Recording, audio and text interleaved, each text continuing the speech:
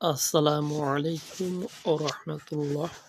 আজকের আলোচনার বিষয় হলো শুক্র তারল্য বা ধাতু দৌর্বল্য এর হোমিওপ্যাথি চিকিৎসা।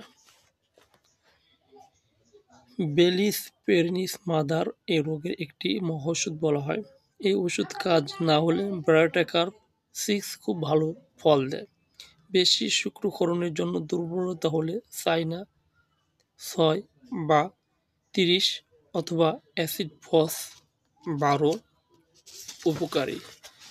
থুজা মাদার 5 ফোঁটা করে খেলে শুক্র তারল্য নিবারণ এবং দুর্বল্য কমিয়ে দেয়। কোষ্ঠকাঠিন্য, অরুচি, সামান্য কামভাবে, শুক্রবাত লক্ষণ বা অমিতাসের জন্য হলে নাজবন 6 বা 30 ভালো কাজ করে। এরকম আপনার অরামেট, তারপর ফসফরাস ভালো কাজ